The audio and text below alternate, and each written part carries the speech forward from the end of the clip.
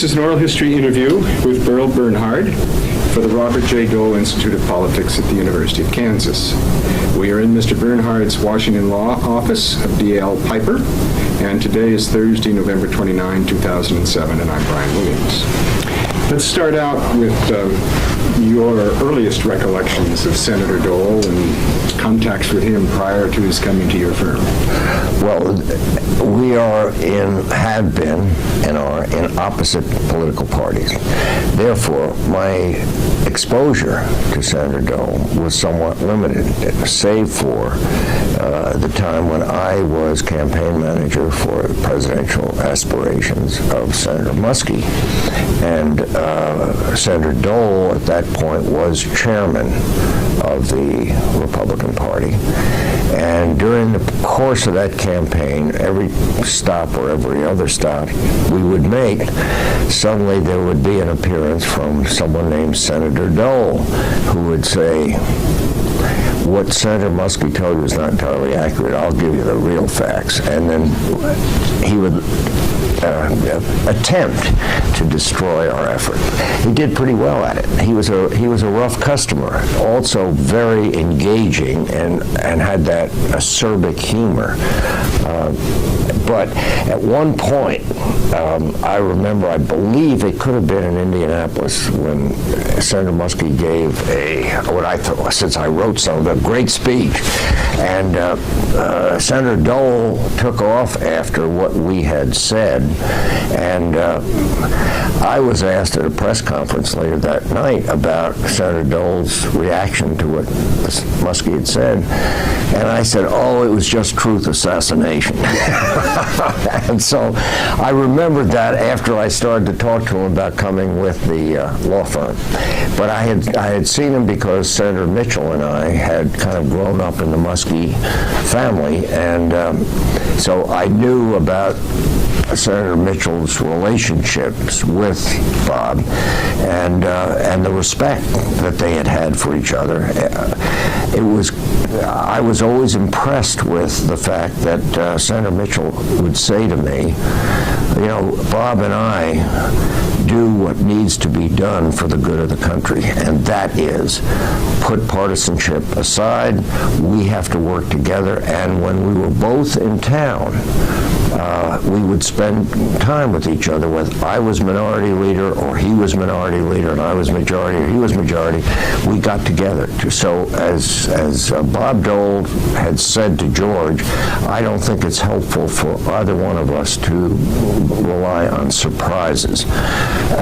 And so when I went to see Bob about coming with the firm, George Mitchell had already come here, had committed to come here, and Lloyd Benson had committed to come here. And the first thing Senator Dole said to me was, "I want to talk to George about this," and which he did. And there was that overriding aura of mutual respect between the two of them. And I think it had a major impact on why he came here, because he wanted to be with George. From our standpoint, it was really important to get someone well-known, well-respected, and identified with the Republican Party, because you don't have a firm in Washington if it's just one-sided. While we were a law firm, we also had a very substantial Washington practice, which is regulatory, legislative, administration, and that kind of thing. And it was very important to have him. So, and when I have to say, when he arrived with full steam. I mean, it was not a casual arrival, because I guess I did not know just how determined a person he was to be effective and to succeed. And whether it was in our law firm or whether it had been in politics, Bob was a unique person in terms of absolute determination to make things work. He was reality, and he also was possessed of this wonderful sense of humor about things. It was kind of he had an ironic touch about finding something peculiar or bizarre about what was taking place, and it made a big difference. I remember when we had a party for him, and Ann Richards introduced him. She had already come here, and it was really very funny. And Bob's reaction to it on his own, spontaneously, was about as funny as her introduction. And it was that kind of, he could pick up nuances and the funny side of the most serious things and make a joke of them. He was but I want to say one thing, which I think, to me, is of overriding importance. Now, Bob was a great American. No one would ever deny that. I saw a lot of it when I went to the opening of the Bob Dole Institute in Kansas, and the reverence that he had, respect and love he had for George McGovern, always struck me as representative of Bob Dole's point of view, which was, respect for what someone has done. Partisanship was very important to him as a politician, but not when it came to respect for what other people had accomplished, like George McGovern as a bomber pilot, which no one ever heard of during his campaign, which also said a lot. But the feeling that you shared a common experience that was good for the country. I don't know of anybody that I have met that cared more about the overall good of the country than Bob Dole. That's one thing. But there's something, to me, was even more important and is more important. He is about as concerned a human being about others. It's very personal. I know during the period he was here, if there were any problems that individuals had, you went to talk to Bob Dole. If someone got sick and Bob Dole knew someone, I don't know how many times he called his friends at Johns Hopkins or at other hospitals to try to help people. There's something that he doesn't always show because he has that the extrinsic kind of appearance of being a tough leader. He is the warmest soul that you will ever meet. I saw it the way he dealt with Elizabeth, and I got to know her well because of other things that we did with the Red Cross, particularly, and I was involved with Senator Mitchell and Elizabeth on the reconstruction of the Liberty Disaster Fund after 9/11, and we went to talk, I don't know how many times, to Bob to get his view of how to deal with the families and what had to be done to alleviate some of their suffering and their pain. And it was not just the families, it was some of the people who had been burned badly.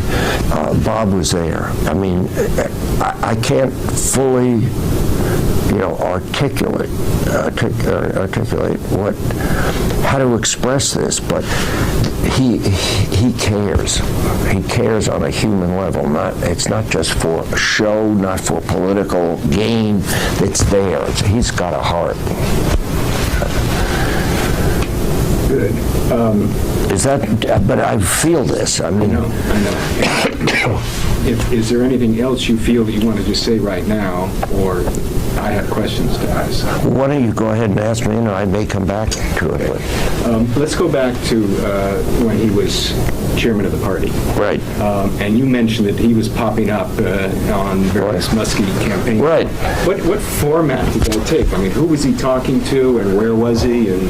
Well, I don't know exactly where he was or where he was making his comments or criticizing some of the positions that we were taking, but all of a sudden there'd be Bob Dole said after Senator Muskie spoke, whether he was right in the cities with us, whether he was traveling and talking in general during the campaign, I don't know. But there were Dole comments all along the campaign trail, I can tell you.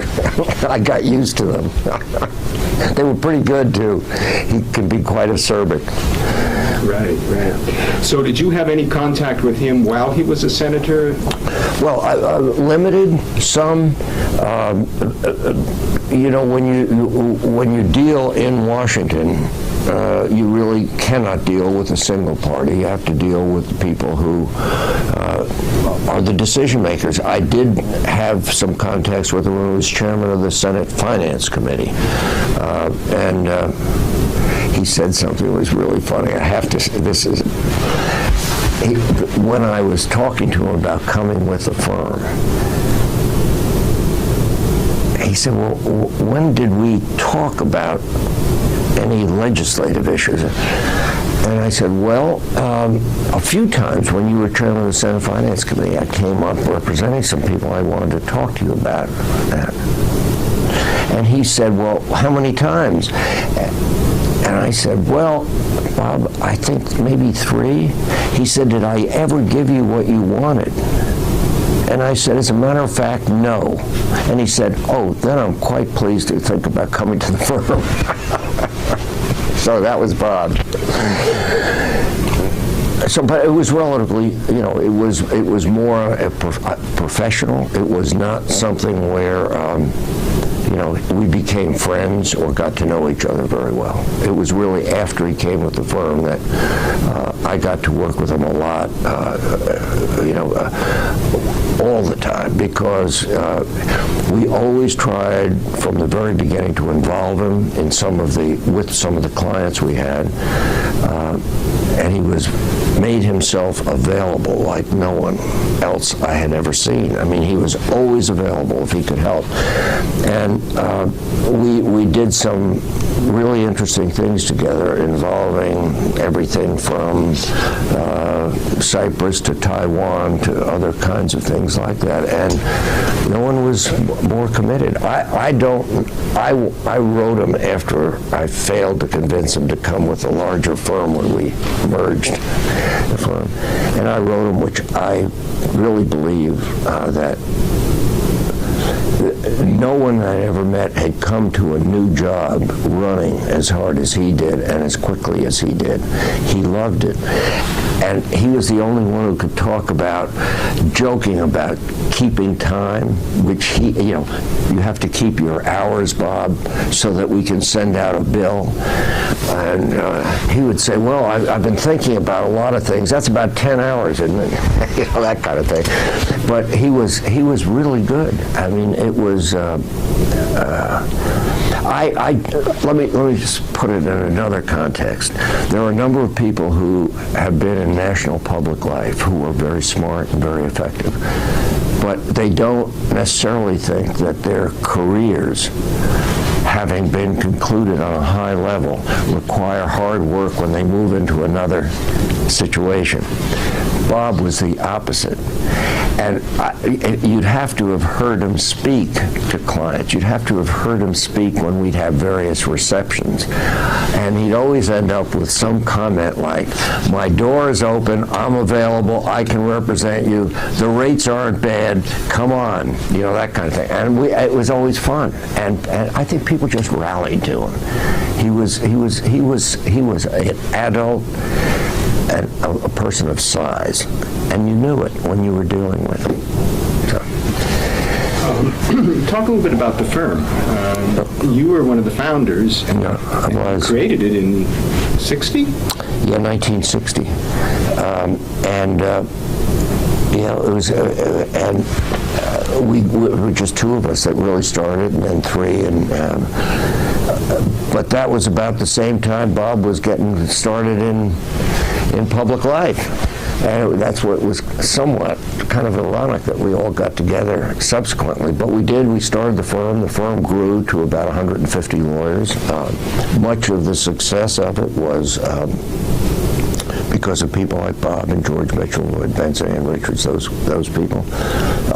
But the firm did a great deal of aviation work, communications work, a significant amount of international representation. And Bob was interested, willing, and desiring of participating in all of it. And of course he had Joanne Coe, who you must have heard about. She ran that office like the sergeant at Quantico, okay, and ran it effectively and efficiently. And she was blunt, honest, direct, and very helpful to him. Because the one thing that I found out as I began to work with him, you could not and should not cut corners with him in terms of bad news or difficult problems. Lay it out. And that's what Joanne did with him on the administrative level. And I try to do it with him when we had issues. And he could become very combative if he disagreed, but it never ended up where it was personal. He always had this capacity to avoid anything deteriorating into personal animus or a continuum of unhappiness or something. Whatever you had was right there, and it was done. I have to just, I would be amiss if I didn't say there are almost no people I've met in my life that I ended up with greater respect than I have for Bob Dole. He is the real thing. He is the leader that this country should welcome. You know, and always has. The presidential, I don't know if I ever mentioned this, but one time I did ask, and I said, Bob, you know, now that I've really gotten to know you better, you're everything this country needs. You're everything that which compels me to believe you should have been president. And I guess I'm perplexed why it didn't go that well in your campaign. And he said two things which I have remembered very well. The first one was, well, you know, I never gained control of all parts of my own party, including the hardcore, very conservative groups. And so I was always trying to accommodate all the divergent groups, and therefore I never had one absolutely clean message. That was one thing, and I knew that was a problem. And the second one was, he said, you know, and I was running against the most telegenically brilliant campaigner, I think, darn near in this century. And I think both those things were true. And the campaign did not reflect, to me, the Bob Dole I got to know at all. I wish the country could have seen Bob the way I got to know him later on, because I always felt this was a person that you could repose total confidence in, and he cared. I keep thinking about Bob as a caring human being. He cared, but he also knew what the country needed. He believed it, and he always I never heard Bob say something where, even if it were a cutting partisan comment about something, it always came back to extending to what is good for the country.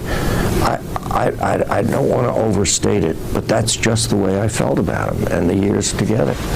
What do you say to people who sort of lingering recollection of Bob Dole, Yes. like on the morning talk shows, Sunday morning talk shows and whatnot, as hard-hitting, bitter?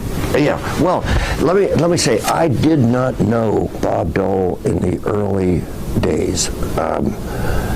I think he was cutting on those. I think he was very strident. He as you know, he's very smart. He certainly is politically adept, and with his very sharp tongue, particularly in those days, I think he came out on a number of these things as the hard-driving partisan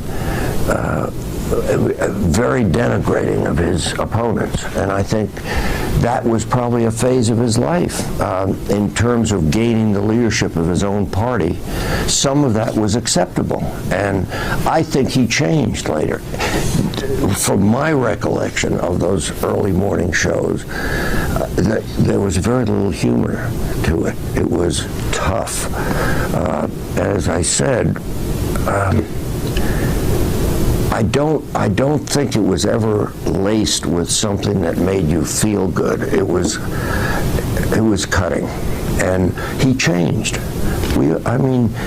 People do change, and I think it wasn't change on a calculated basis. I want to be liked more.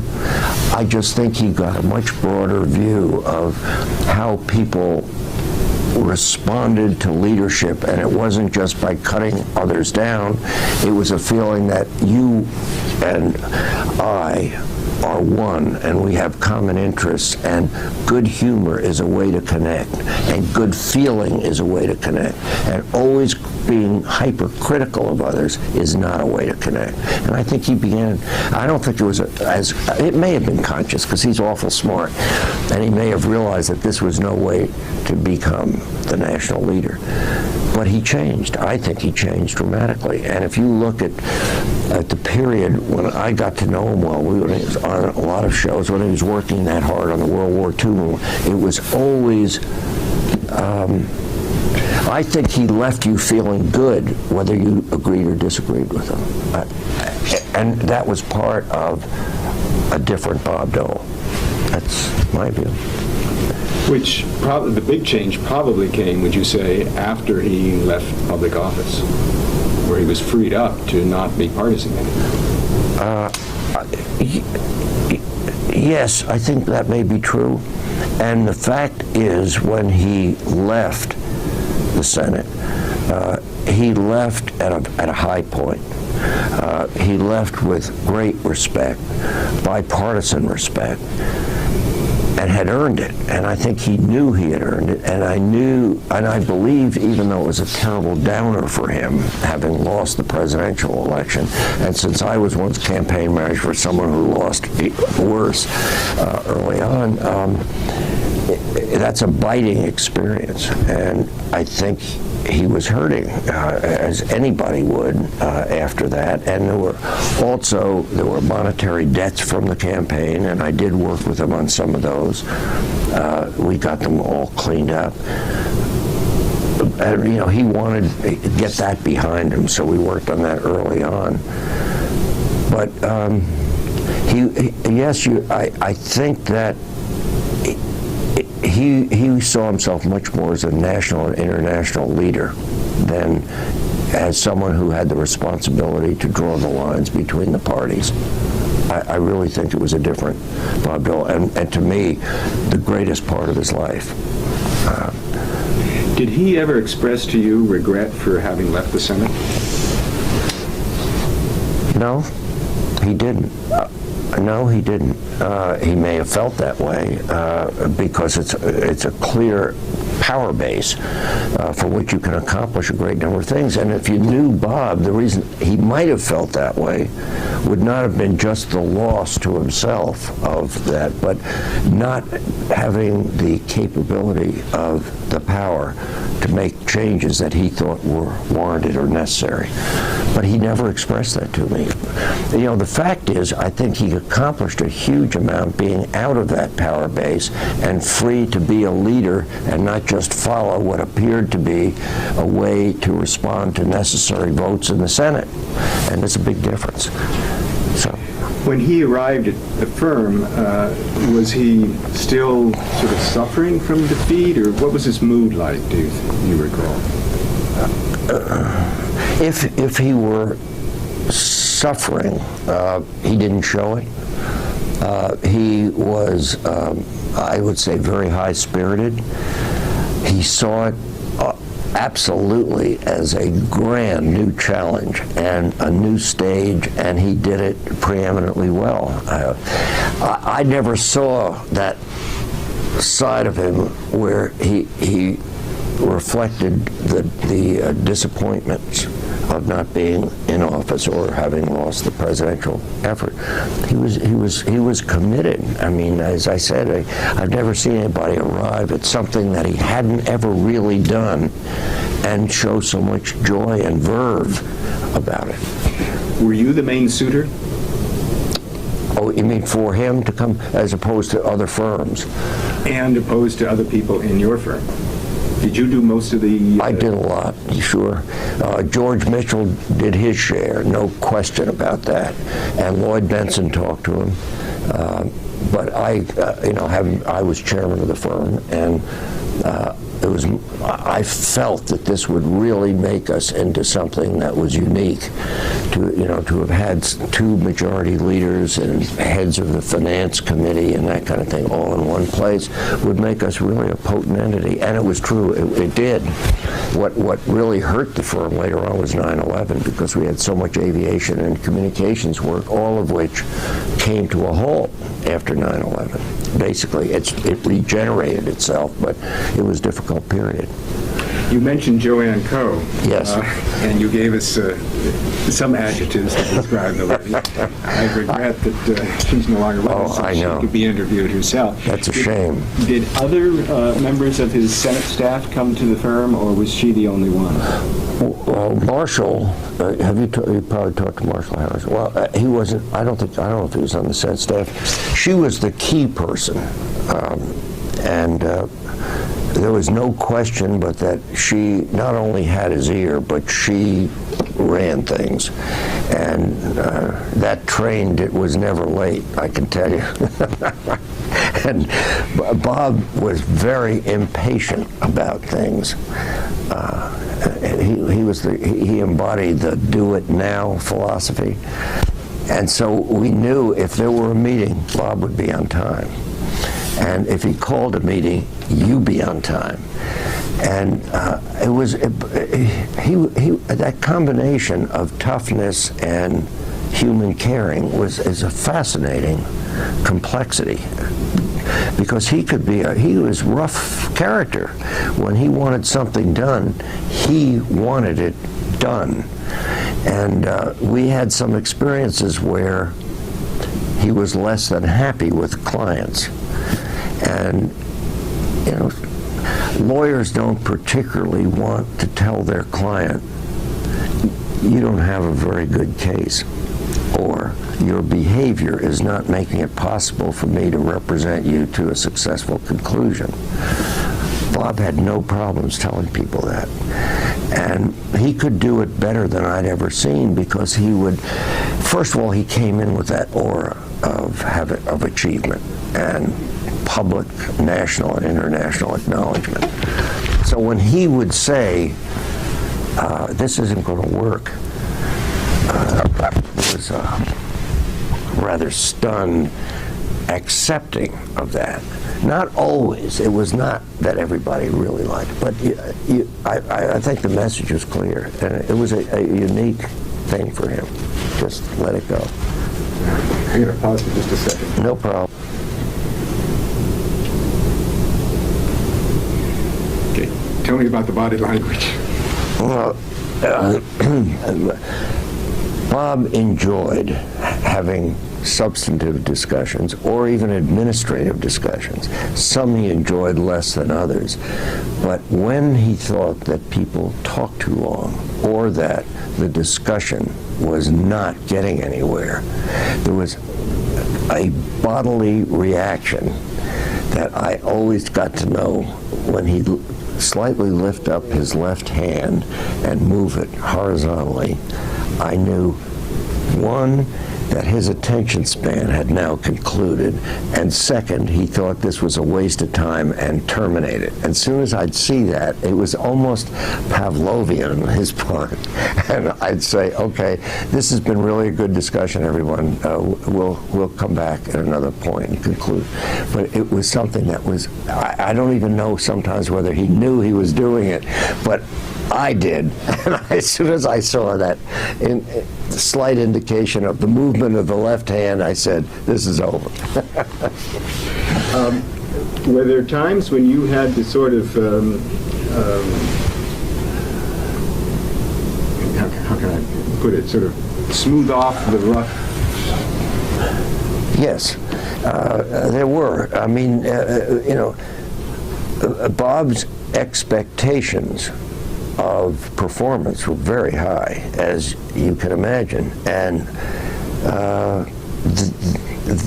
there were times when he thought that either the work had been inadequately done, or lacking in thoroughness, or lacking in any sense of political sensitivity, if it were, say, a regulatory issue, or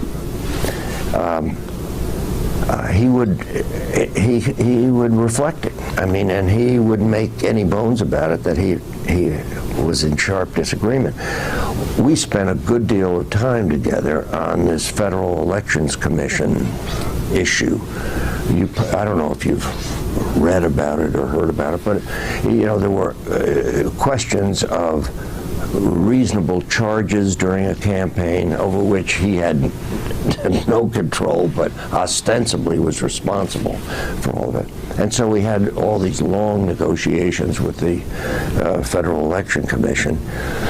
And quite frankly, I can say, as representing him, that I thought the Federal Election Commission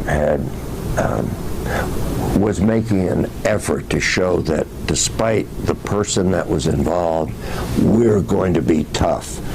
Well, to go back and try to delineate how much money was spent for food for the press corps at a particular stop, and I spent hours on this.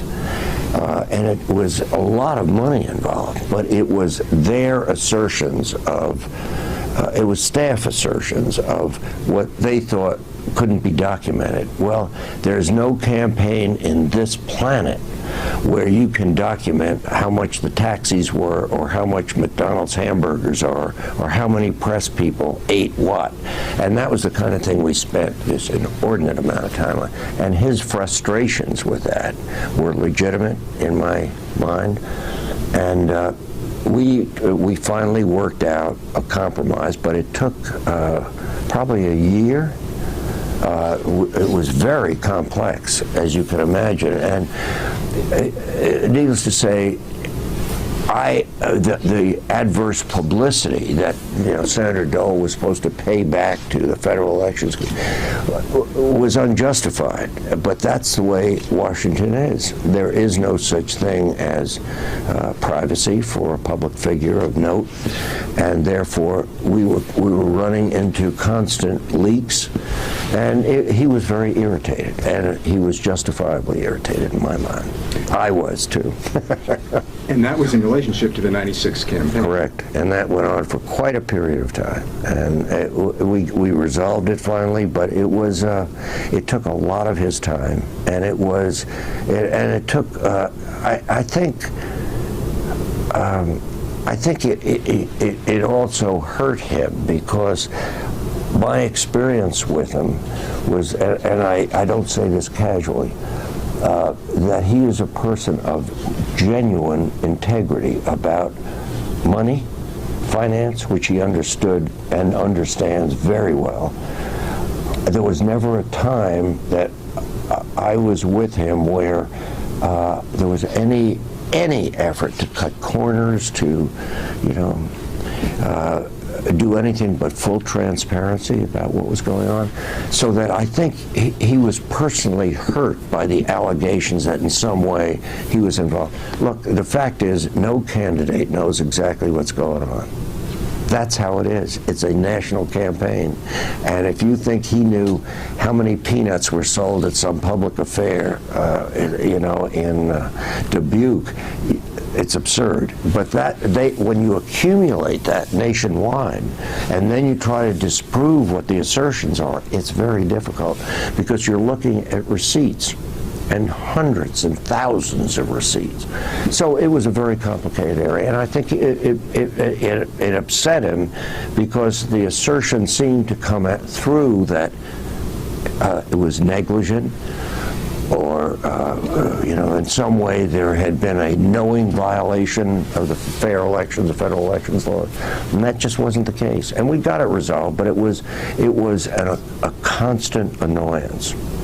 And I certainly had my disputes with the federal election. Did that case come up after he joined the firm? Yes. So you didn't see it? Or No, I didn't. The assertions had generally been made before he came to the firm. But it came to a head when they were saying, you owe us how many millions of dollars for lack of receipts or coverage or whatever it may be. That was during the period he was at the firm, because I was doing the work. And you, the firm represented him. Yes, and I did, very heavily. The resolution of it all was? We paid a certain amount that we thought was justifiable, and they accepted it finally, but it was, they wouldn't accept anything for a long time, and it was difficult. And I think it was emotionally draining for him, and I think it was an annoyance. It was just too bad. It was just. And you knew this was coming up when he joined the firm? Well, I knew that there were, it was never discussed. I knew there were assertions made there had been assertions made. It was in every campaign, let's be clear about that. I mean, you can say anything you want from the federal regulatory standpoint, but unless you've really been in a campaign, which is swift-moving, complicated, schedule changes, I mean, how do you justify the fact that you were going to go to Seattle, but when you got in the air, someone in Washington said it's more important that you go to Austin, Texas? What about the money that was spent there and you never went there? But you had advanced people, you had scheduled people, you had policy people writing speeches, and you never used any of it. What was that all? That was the kind of thing we had to confront, and it was difficult. Did he bring other legal questions or issues into the firm, or was that? No, but as you may know, that early on there was this question about the Gingrich loan, we knew about that in general, but we didn't know that it would kind of burst out into a public issue very shortly after he joined the firm. And I think it was an issue which appropriately disappeared, but in view of the fact that we paid a signing bonus, which we wanted to do, and it seemed to be in some way, from a public standpoint, tied to the Gingrich loan. It wasn't, but it's the public, it's partisanship. There had to be something scurvy about it, and that's simply not the case. I mean, and I know because I was involved in it. So, but it was as you know, there were jokes about it. Ann Richards joked about it. Everybody joked about it, but no one took it very seriously as something that was a mark of negativity about Bob. It just wasn't his style. So that was another example of his generosity then. Oh, it's Bob. I mean, if someone, it's need. If people have need, and it's genuine, and he understands there's a need, he'll find some way to be helpful. The man is unique in that way. He doesn't want people to think he's soft. That doesn't fit. But he is. I mean, underneath that crustiness, whatever he lost, after his chairmanship of the party, it became more reflective of what I think the true Bob is. So it was probably good he left. You mean in '73 when he Absolutely. left the RNC? Yeah. Talk a little bit about some of the cases that he worked on while he was with the firm. Well, he did work for a number of entities. I don't know whether it's appropriate to go into details, but he did a good deal of international work, as advisory work, in areas running from trade issues to security matters, where a number of U.S. companies had issues overseas and they needed advice about how to deal with certain government regulatory issues, whether it was in Asia, I don't want to go into, or in the Far East or the Middle East. He was a very well-known figure. Therefore, he was asked to give advice on a number of things. It could have been from an antitrust issue in Taiwan to a trade issue in Greece or Cyprus or something like that. And a number of things came up that had to do with security issues, that where companies were involved in various government contracts and they wanted advice about how to work with foreign corporations that they were partnering with, and that was the kind of thing he did a good deal of, and loved it, I must say. He was great fun, and the thing that was so pleasant about him, he was an unabashed promoter of things that he cared about, whether it was the World War II Memorial or going with me to the Aspen Institute to speak about Dwight Eisenhower, whom he revered, or whatever we were involved in, there was a verve about it. And so the kind of things he did was basically advisory stuff, and he was very good at it. People, he could say, you can't do that. And quite often, as I said earlier, a client would say, well, I'll look elsewhere or something. But when Bob said, you can't or shouldn't do that, it was always like, well, give me a reason.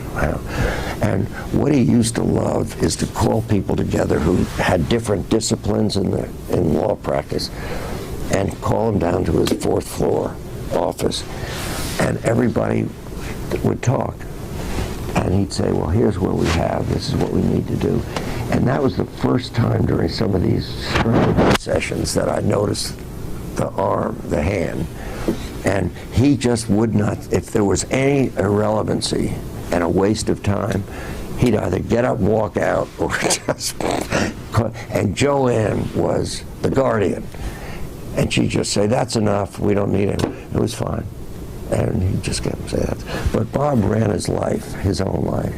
And it was very disappointing that I wasn't able to get him to come over with us here. But I want to talk about that in a moment, or have you talk about it. Did he ever appear before his colleagues on the Senate on behalf of the client? No, he did not want to do that. What he would do, which was very, very helpful, he thought it was inappropriate, and but what he would do, and without mentioning names, he would say, look, you or some of the other people, Harry McPherson, whoever might be involved in this, here's what will be attractive to this senator or this leader in the House, based on the history that I know. If you take this point of view, you'll get a negative response.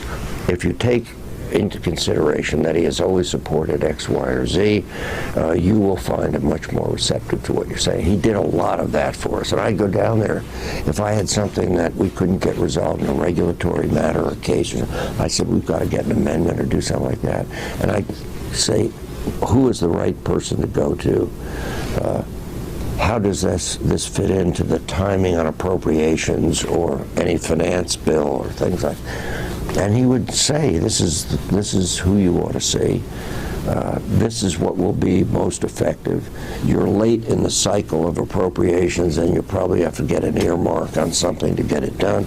And he would tell very easily, really shrewdly, what the ground rules were and what he knew the procedures so well that you can think that if you've been around Washington, you know congressional process. You don't know anything unless you've been there. He was there, and he knew the subcommittees as well as the committees, and he would say, don't go to see so-and-so, this staff person's impossible, or that kind of. So, but he didn't like the idea of going up hat in hand and talking to people. He was uncomfortable with that. That's probably a big part of the other question I was thinking of in this connection, and that is what other things he brought with him for having been a senator for so long to the firm. Are there other things that... Well, I think he brought, first of all, he brought himself and his prestige.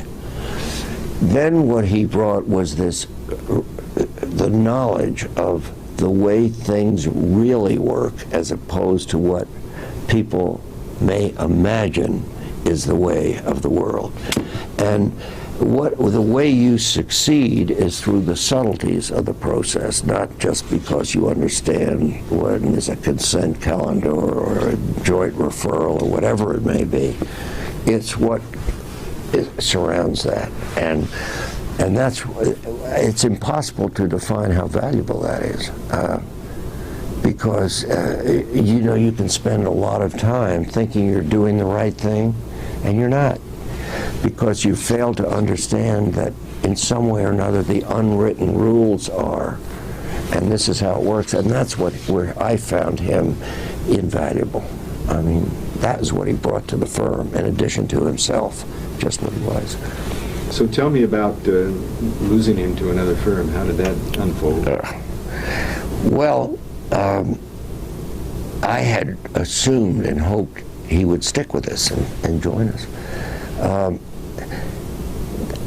There were a few things, I think. I don't know what exactly went into his head, but I was up negotiating about this firm up in Baltimore, because it used to be known as Piper Marbury in the old days.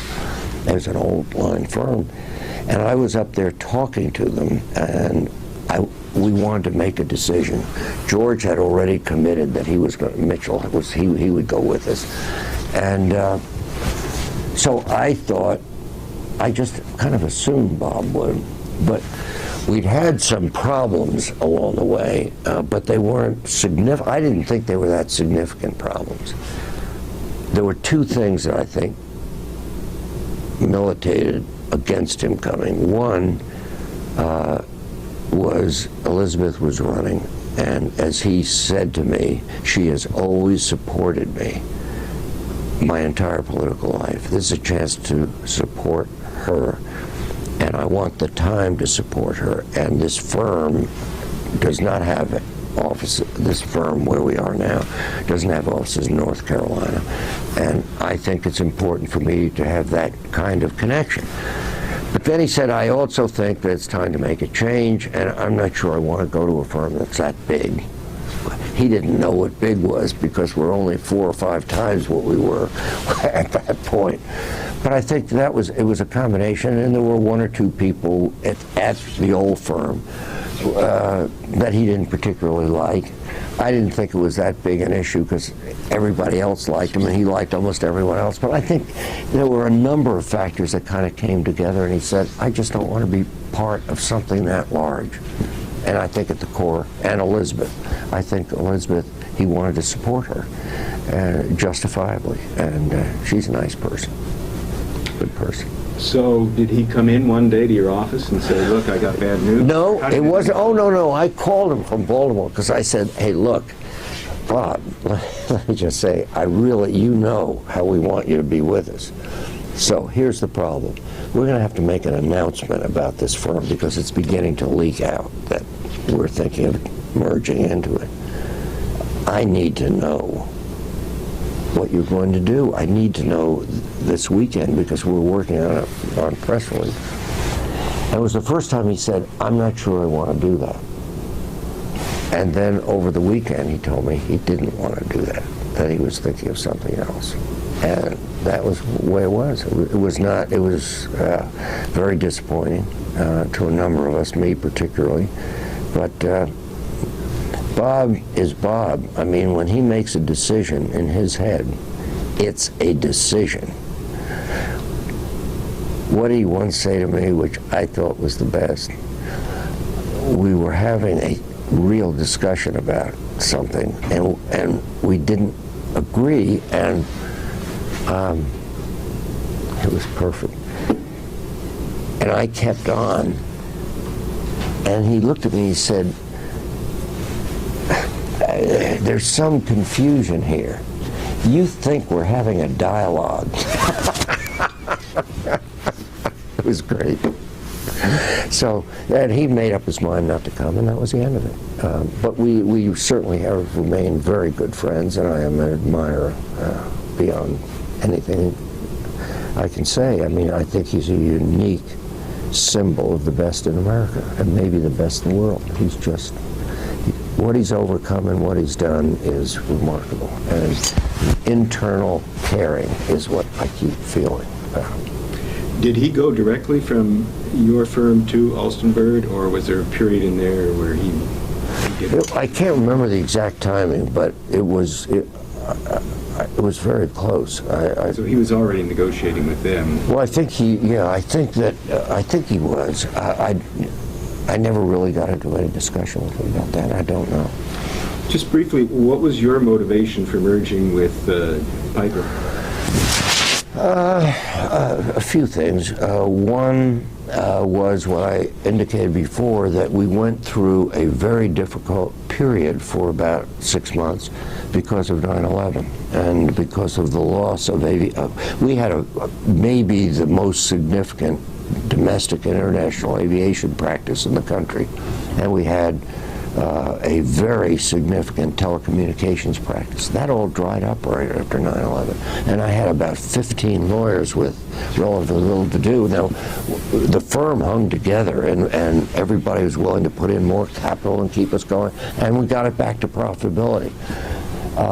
But when I looked at the future, I said a firm of our size is going to have a lot of difficulty competing as firms become larger with a more measurable number of different disciplines with which clients can see. One, they have more than just a regulatory issue. They have a food and drug issue, or they have an antitrust issue, or some SEC, whatever it may be. We need to have more of that. And so we just overtly started looking around. And there were a number of firms very interested in us, like 8 of them. And the thing, I guess, that was appealing to this firm at the time, it was much smaller then. It was only about 700 or something. Now it's 35 or 3,600 lawyers. And we're in 24 countries. I think we've got 64 offices all over the place. So it's become very, I think we may be the largest, we know we're the largest in the United States, maybe the largest in the world. So maybe Bob was right, he thought it was too large. We were all disappointed in it. But, you know, he was doing, as you know, while he was at the firm, he also had a number of things with his own group, his own investments, and you know, his own projects that were not firm projects, they were his. And we all respected that because we knew it was part of him. And it was you know, you remember all the Viagra stuff, that was all part. It was great fun. We're nearing the end, I think, of this, but I want to go back to Joanne Coe. Yep. Because, sure. As I say, she hasn't spoken to us. That's right. Characterize the interactions between the two of them. How did that work? And did you ever witness to shouting matches? Or? I don't know if it was shouting matches. I've certainly been witness where we had some significant difficulties. But let me say, Joanne, how do I describe? I happen to I've liked her a lot. I thought she was fun to work with. She scared and frightened, made people afraid a bit, because she was so determined, so crisp, so tough, so well prepared whenever you had discussions with her, and she made decisions instantaneous. They were done, and she was the China wall as far as seeing Bob. She didn't want someone to see Bob. They just didn't see Bob. I don't care who it was. It could be his close friend John McCain. She ran that office. But it was very interesting because Bob really respected her, justifiably. He really did. They had an easy relationship. I always noticed that. You never had a sense of strain It was very easy. I think she knew that he did not want to become enmeshed in trivia or the administration of the office, and he knew that she was doing it in his interest and doing it stunningly well. And so it was easy. She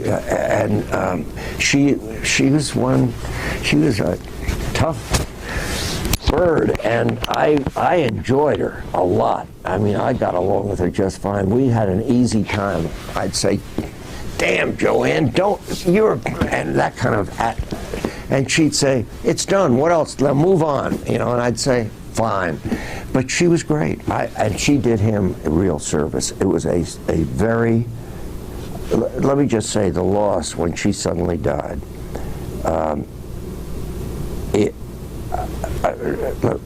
I should have added that one of the, I believe, subliminal reasons why Bob decided to move to another firm, he was somewhat at loose ends after she died. There was no clear management of the office. I believe in my heart, may be wrong, that if she had not died, he'd probably have come with us. She would have found a way to make it more palatable to him and for us. But that was a supposition, and I couldn't document it. Bob told me I'm probably crazy. When he hears it, he'd say, "No, it's crazy." With your perspective as a Democrat, yes. I have, however, voted for a number of Republicans, including Mac Mathias, who I always voted for because I think he was a great man, and a number of other Republicans. And I was curious about you saying that Dole responded so positively to going out to Aspen and speaking about Eisenhower. Was he sort of a Mr. Republican, Dole, in your mind? And is that kind of a Republican still part of the political scene today, or? Well, there is. That's a hard question. I'll tell you why. From my perspective, it's like all the parties. We've got the extremes in the Democratic Party, which I consider to be somewhat embarrassing. Maybe they're a force to make the more reasonable, moderate people move more effectively. And in the Republican Party, think back about who some of the great Republican leaders were in the Senate. They were not the fringes. They were not the people who were the partisans who found something wrong with everything that was done by a Democrat or even the reasonable moderates. I really do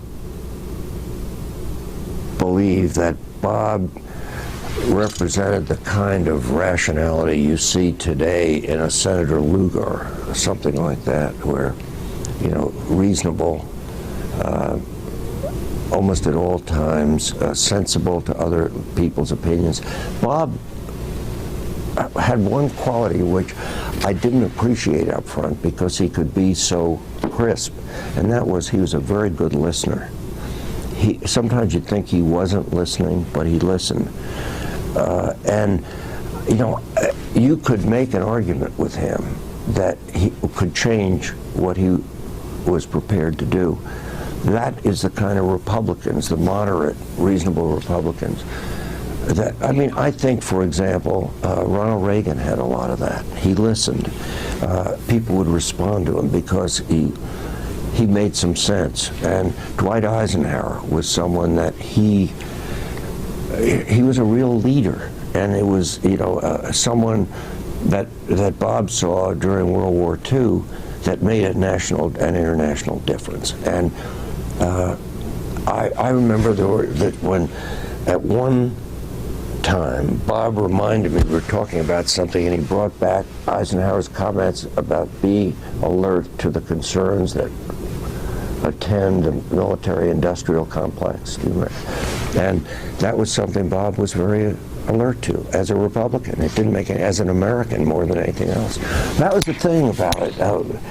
We've come to a period right now where that kind of rationality and concern for the America and its position here and in the world for its people it just isn't there. And he's different. And he represented a period of time where that kind of thing from the Marshall Plan on required farsightedness, and he had that, and it was not this little bickering over some little silly amendment which was just put in to make sure that it embarrassed some Democrat or someone on the fringes of the Euro. That wasn't part of it. It never was with him. We could go back to the early days, that was different, but when he became a real leader, that was not him at all. Good. Okay, just a couple of other things to add to this. Talk a little bit about his personal life. Well, my knowledge of his personal life was really limited to that period of time when I got to know him during the period of the firm. And talk about his daughter worked over at the firm when he was there. And that was a good relationship. Robin, I think, was supportive and helpful to him. Certainly, he and Elizabeth led a very different kind of life because they were both so busy all the time. But I never heard a comment from him other than supportive of her in every way, and certainly from her the same thing about him. But the interesting part about his personal life, in a sense, was, who were some of his really good friends? It was people like Bob and Helen Strauss. And here was Bob, chairman of the Democratic Party at one point.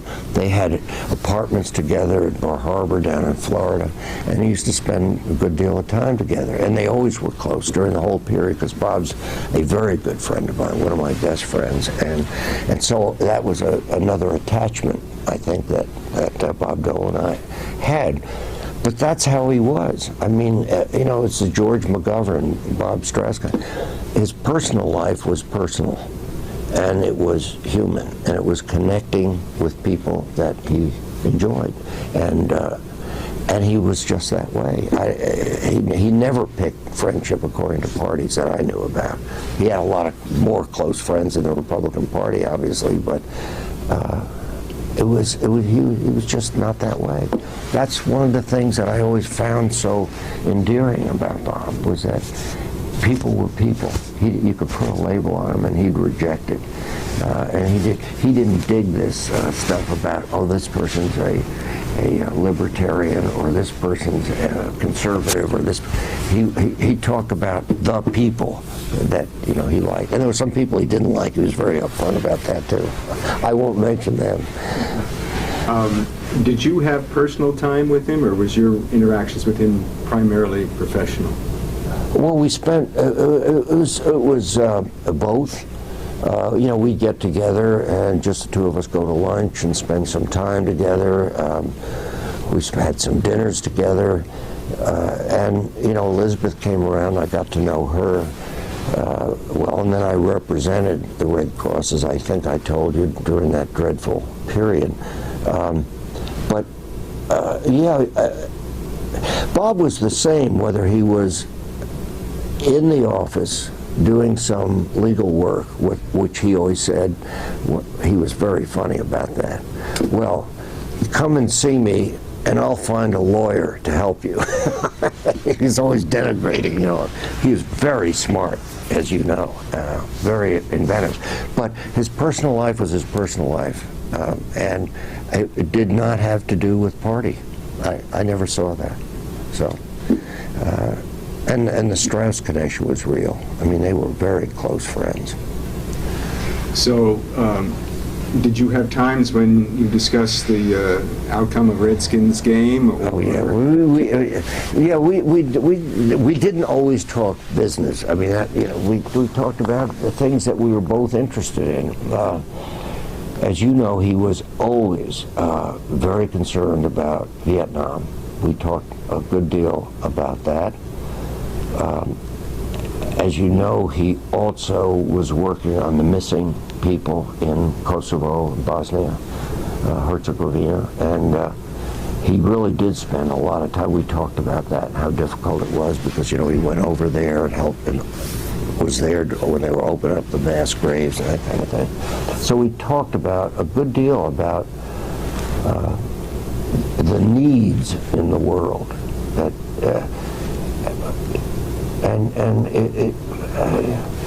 when he would talk about what he had seen in Herzegovina and Bosnia, he just poured out of him. And of course, as you know, one of the things that was always near and dear to his heart was Armenia, because it was the doctor who took care of him in Chicago was an Armenian, and we talked a lot about that and the problems that Armenia was having with Turkey, and that was not a professional thing as such, it was a personal thing with him, and he was Armenia. I mean, and we talked about that some, but there were things grew out of his broad interests. You know, he whether it was finance or international affairs or military, it all ran together with the capability in his mind of weaving it into what we should do. The thing I really liked about it, and working with him, and this was personal as well as in the firm, you always left with a conclusion. He was the king of therefores. You'd have a discussion and you'd end up with a therefore what? And I really love that, because so much talk and is just generality and obfuscation. But with Bob, at some point it would always be, and so, or what, and what do we do? What is your proposal? I love that. And it was rare. I mean, there were so many politicians and national figures that just talk. Bob talked, but wanted to do it now. That was his basic slogan. So it was wonderful. Everyone mentions Bob Dole's sense of humor. Right. But few people come up with instances thereof. So talk about the nature of his humor. Okay. It's, first of all, there are people who are calculatedly humorous. They think in advance about what will be a funny line, or they hear jokes and write them down and recount them and tell them the best they can. That is not Bob. Bob's humor is spontaneous, taking what seems like an ordinary issue into something that is, he converts it into being funny, ironic, silly, and the reason none of us think of Bob and telling specifics about his humor, it's this, how do you describe it? It is a spontaneous outburst of making fun of some issue, himself or you, but it's not a calculated, funny story. He wasn't like Ronald Reagan told stories. Bob didn't tell stories. He would just be funny. I may mention that, you know, when they were hanging Mitchell's portrait in the Senate, and Bob was introducing him, at which time Heather and two of George's kids got up and started running around. And Bob was in this serious discussion of how much Senator Mitchell had contributed to the welfare, and suddenly stopped me, saw the kids running around, and he said, well, one thing I can say for you, George, you don't need Viagra. But that was it was instantaneous. It was something that would hit him at the moment and just be funny. And a lot of it was either self-deprecating or taking something which had an appearance of being very serious and probably wasn't, and he'd found a way to make it look absurd without arguing with words that it was absurd. That's why you don't hear stories about Bob saying this was funny, or that wasn't his humor. That's why none of us can sit and say, unless you played a speech he gave where he just suddenly stopped and started making some other comments, or the Mitchell kind of thing. that's how, I mean, you couldn't listen to it, but that's how it is. It's different. Sometimes humor can be kind of cruel. Yep. No, his wasn't. I never saw that. I mean, I think early on, some of his humor may have been pretty cutting when he was chair of the party. Yeah, I think it probably must have been. But I never saw him convert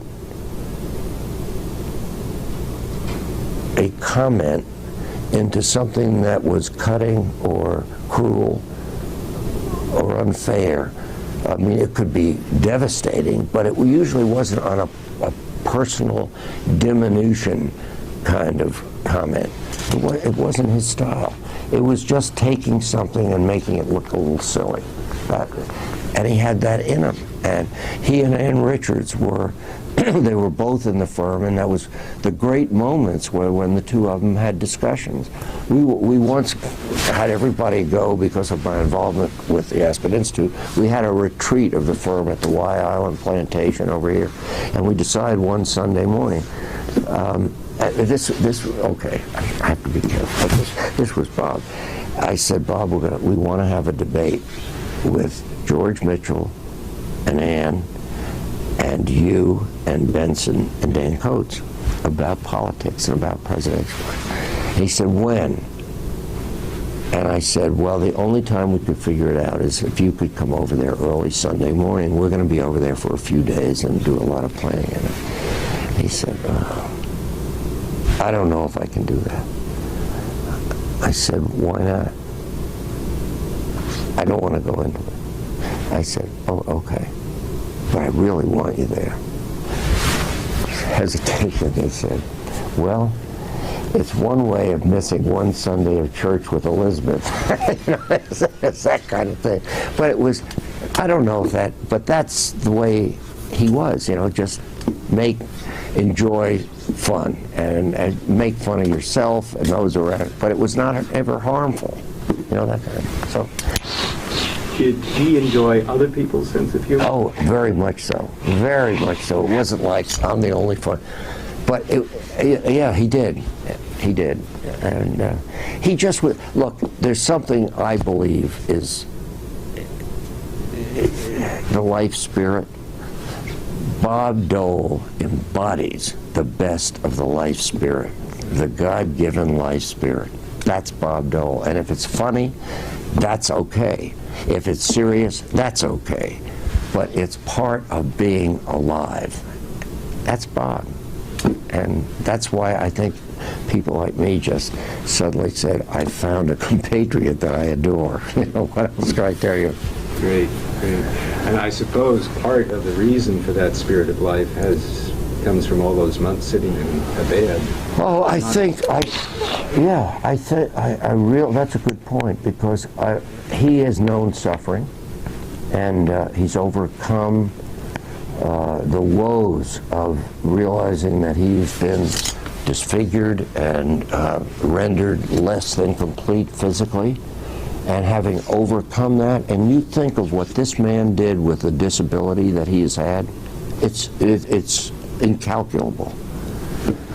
And so it's almost like a physical redemption. And it's an amazing story, the whole thing. And I think, I really believe it was somewhat innate, but also a result of his own internal turmoil, that he has so much caring for people and their difficulties. You have no idea. Everybody who had a problem, everybody who had a physical problem, right, would go to Bob. And if I called up and said, you know, I think one of the people here has a prostate problem, you could be tell him to call me right now. And he'd get on the phone with me. There'd be people outside of the office that'd say, what do you think? Could I talk to Bob? Oh, absolutely. Immediately. You know, if there are any problems. And I think it comes from having suffered so much himself and overcome it. He wants to help others to overcome it. It's remarkable. Good. Rare bird. Thank you.